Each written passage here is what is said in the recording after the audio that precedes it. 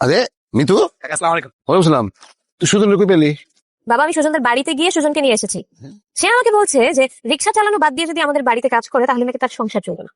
কি আশ্চর্য ছেলে, কি হ্যাঁ, তুই কাজ করলে তোকে মজুরি দেবো না? সারাদিন রিক্সা চালিয়ে তুই যা কামাই করবি তার চেয়ে বেশি টাকা তোকে দেবো। আমিও তাই বলেছি, তারপরে ওকে নিয়ে বাজারে গেলাম, বাজার করে নিয়ে আসছি। খুব ভালো করেছিস, খুব ভালো করেছিস। তাহলে সুজন এখন থেকে ওই বাড়ির গরুর জন্য ঘাস টাস কাটবে, তারপর এই বাজার সদাই করবে, বিল থেকে মাছ ধরে আনবে, তারপর ক্ষেত থেকে একদম তরতাজা শাকসবজি তোর জন্য তুলে নিয়ে আসবে। তুই সবকিছু ফ্রেশ খাবি। হ্যাঁ, কি রে সুজন, পারবি না?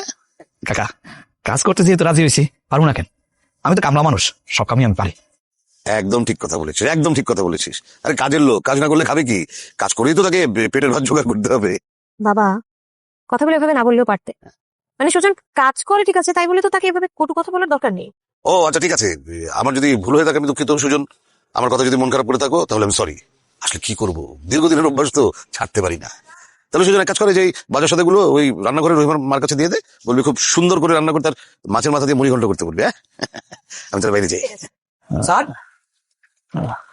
স্যার কেমন আছেন? তোমার তো আমি চিনতে পারলাম না। স্যার, আমার নাম সুজন, ওই আলিশ্বর গ্রামের মসজিদের ছেলে আমি। ও আচ্ছা, স্যার আমি জানি আমার চিনতে পারেন নাই, আমি কিন্তু স্যার আপনার চিনছি। প্রাইমারি ছেলে আমাকে পড়াইতেন, আসলে ওই লেখাপড়ায় ভালো আছিলাম না তো, এই কারণে আমার চিনেন না। এই আপনি এখন কই যেতেছেন স্যার? আমি বাড়ি যাইতেছি। বাবারে, তুমি কিছু মনে করো না, আমার শরীরটা খুব একটা ভালো না, আমি অসুস্থ। তোমার সাথে আমার কথা কইতে খুব কষ্ট হইতেছে বাপ। স্যার আমি রিক্সা থেকে বুঝছি আপনার শরীরটা খারাপ, এলাকায় তো থামছি। স্যার আপনি এক কাজ করেন, আমার রিক্সায় ওঠেন, আমি তো আপনার বাড়ি চিনি, আমি বাড়িতে পৌঁছে দিব। ঠিক ওঠেন, আছে, চলো।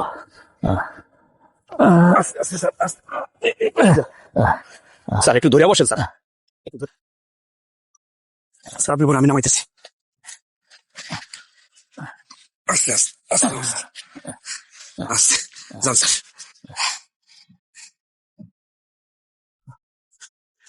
এই না, স্যার কি করতেছেন? আমি তো আপনার কাছে ভাড়া নেব না স্যার, আপনি আমার শিক্ষক মানুষ, আপনার কাছে ভাড়া নেই কেমনি? এটা কি কও? তুমি আমারে কষ্ট করে নিয়ে আইছো, আর ভাড়া নিবে না কেন? নাও। স্যার স্যার মাফ করেন স্যার, আমি আপনার কাছে ভাড়া নিতে পারবো না। আপনি আমার শিক্ষক, জীবনে তো কোনোদিন উপকার করতে পারি নাই, মনে করেন সামান্য একটু উপকার করলাম আর কি। স্যার আপনি অসুস্থ মানুষ, গেছিলেন কই? বাবারে, সেই কথা বলতে গেলে কষ্টে বুকটা ফাইটা যায়। সততার সাথে শিক্ষকতা কইরা নিজের ছেলে মেয়ে মানুষ করছি, কিন্তু কেউ মনে রাখে না, খোঁজ খবরও নেয় না।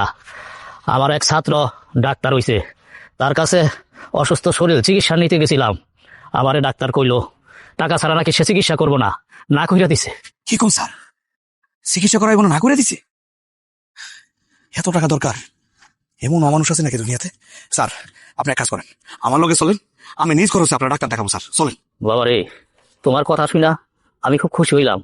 তুমি বেশি লেখাপড়া করতে পারো নাই, কিন্তু তোমার বাপ মা তোমারে মানুষ বানাইছে।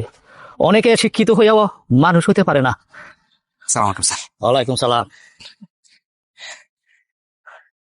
মানুষ